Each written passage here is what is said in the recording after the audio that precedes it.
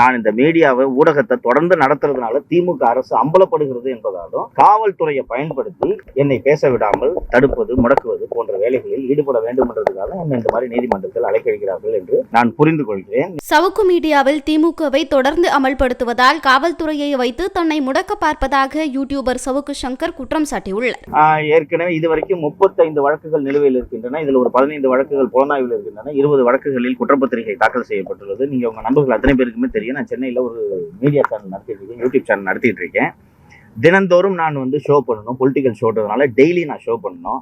இப்போ இன்னைக்கு திருச்சி நீதிமன்றம், அடுத்த வாரம் மதுரை நீதிமன்றம், அதுக்கு அடுத்த வாரம் கோயம்புத்தூர் நீதிமன்றம், அதுக்கு அடுத்த வாரம் கரூர் நீதிமன்றம் என்று இப்படி நான் தமிழகம் முழுக்க இருக்கக்கூடிய ஒவ்வொரு நீதிமன்றங்களுக்கும் அலைந்து கொண்டிருந்தால் என்னுடைய மீடியாவை நடத்த முடியாது என்பதாலும், நான் இந்த மீடியாவை ஊடகத்தை தொடர்ந்து நடத்துறதுனால திமுக அரசு அம்பலப்படுகிறது என்பதாலும் காவல்துறையை பயன்படுத்தி என்னை பேச விடாமல் தடுப்பது, முடக்குவது போன்ற வேலைகளில் ஈடுபட வேண்டும் என்றதுக்காக என்னை இந்த மாதிரி நீதிமன்றத்தில் அழைக்கிறார்கள் என்று நான் புரிந்து கொள்கிறேன். நீங்க இந்த நாட்களில் திருச்சி நகருக்கு தாவேக தலைவர் திரு விஜய் அவர்கள் வர இருக்கிறார். அவருக்கு கை காட்டக்கூடாது, ஜன்னல் வெளியே தலை நீட்டக்கூடாது, எந்திரிச்சு நிற்கக்கூடாது, உட்காரக்கூடாது என்று எத்தனை நிபந்தனைகளை விதித்திருக்கிறார்கள் என்று நீங்கள் பார்க்கிறீர்கள்.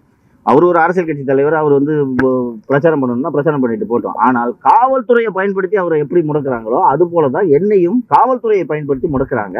இந்த அரசுக்கு எதிராக பேசுபவர்கள், குரல் கொடுப்பவர்கள் எல்லாரையுமே காவல்துறையை பயன்படுத்தி முடக்குகிறார்கள் என்பதை தான் நாம தொடர்ந்து பார்த்துக்கிட்டு வர்றோம்.